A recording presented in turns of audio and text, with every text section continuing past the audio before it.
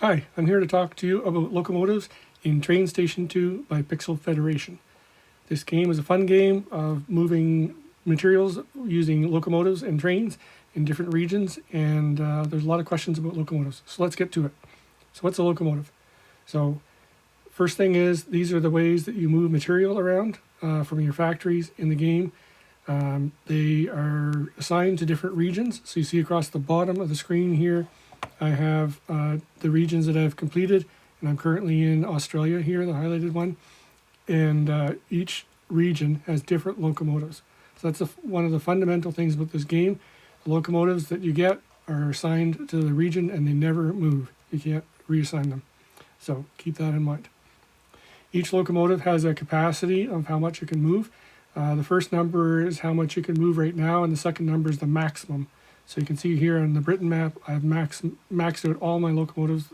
But if I go to, say, Russia, you can see that some of these locomotives, this one here, for example, this Norfolk and Western Y6, has a capacity of 30 currently, but I can upgrade it all the way to 45 using these engine parts across the top.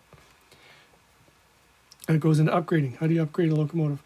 You use locomotive parts. The parts corresponding to the color of the locomotive are used for that, plus coins. And this is really the only thing that coins are used for, is to upgrade locomotives. People at low levels of the game wonder why they have so much coins and they want to spend it on other things. Well, the only thing you can spend it on is locomotive upgrades. But keep those coins, because when you get up in levels, it gets more and more expensive to upgrade a locomotive. As an example, if I go to region 3 here, if I look at this guy here, it takes 422 coins to upgrade him one level. If I go up to here, for a smaller locomotive, it takes 5,000 coins to upgrade one level. So it is a tremendous difference. So as you get to the higher regions, the cost to upgrade in coins, it goes up a lot. So keep those coins. All right, types of locomotives. You can see there's different colors. There's 4 different types. In terms of rarity, there's legendary, which is yellow. There is epic, which is purple. There is rare, which is blue, and there's common, which is gray. And as you can guess, the legendary ones are the hardest ones to get, and the common ones are everywhere, just by their names. The other thing is that there are 3 different types of locomotive: steam with this little cloud, electric with the lightning bolt, and diesel with this drop of diesel fuel. So why do those matter? If you go back to jobs over here, you can see that some jobs just ask for a train from that region. So this is asking for a locomotive from region 7. This one's asking for a locomotive from region 8, and it has to be an epic train, a purple train. And then sometimes you'll see, I don't know that I have any right now, sometimes you'll see this one's looking for a blue, a rare. Sometimes you'll see instead of that, they'll look for a diesel, or they'll look for a steam, or they'll look for electric.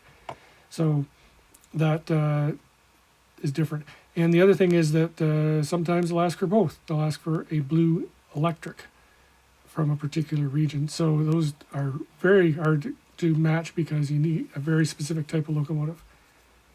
Speaking of types of locomotives, you'll see up the top here this button, Dismantle Duplicates. Don't ever click that. Never, never click that button. Sometimes you'll get duplicate locomotives. I'll show you an example where I've kept duplicate locomotives here. So here I have 2 of these crocodiles. And you say, why do I have 2? I only need 1.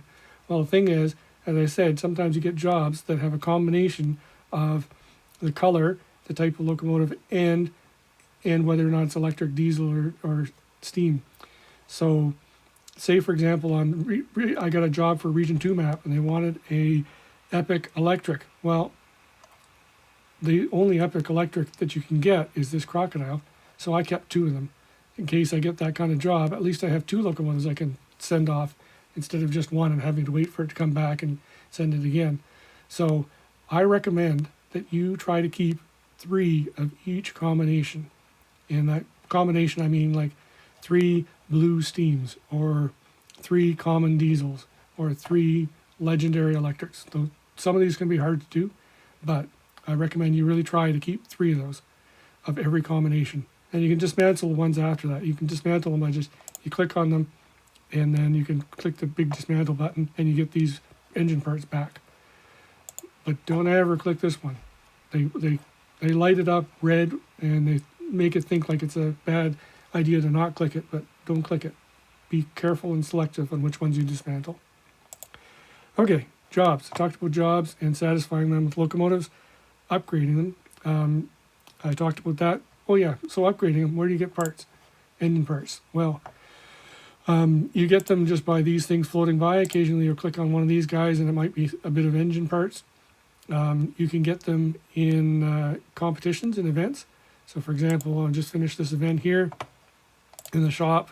One of the things you can get at the bottom here is engine parts. You can spend your event coins on these engine parts. So I've done that. I spent some on the epic and some on the legendary. And so those engine parts are pretty precious. Sometimes you get engine parts on the daily train. So there's different ways to get engine parts, and just try to keep them and use them. So how do you get more locomotives? That's the next question. So keys, which you get for finishing a job. So if I finish a job like this one here, I get 14 keys. Well, once you get 100 keys, you can go to the shop here and cash in for a basic container. Or 200, you can cash in for an advanced container. And 150 gems, you can cash in for a supreme container. Well, basic container gets you one locomotive, and this is your chance of getting the different rarity types. And it scrolls across here to try to tease you into going for these. The types are 75% are common, and so on. The 2% is legendary, so you can see they're pretty rare. Up here, the legendary chance goes up to a whopping 5%, but the common goes down to 40% because there's better chance of getting the middle ones. My recommendation to you is only get basic containers. The advanced containers, you have a slightly better chance of getting the legendaries, but otherwise you get twice as many locomotives here in the basic container, and that also means that you get, if you need to dismantle some, you get twice as many parts.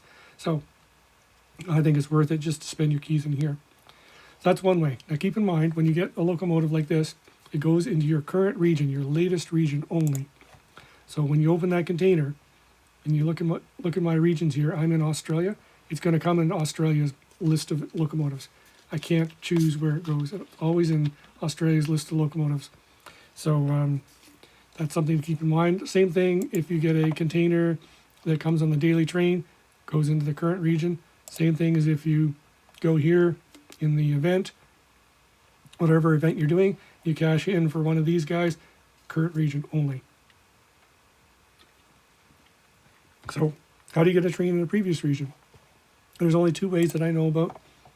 One is you can go to the shop here.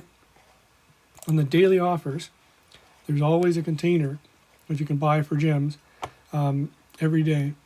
And that region that container is for changes every day. So today, for me, it's showing a region 1 container. So if I open this, I'm going to get a locomotive, and it will go in region 1, not in my current region. So and across here it shows you the locomotives. I have all the locomotives in region 1. I'm not interested in doing this, but you might be to fill in a blank. So you can open this container, and again you get a chance of different locomotives.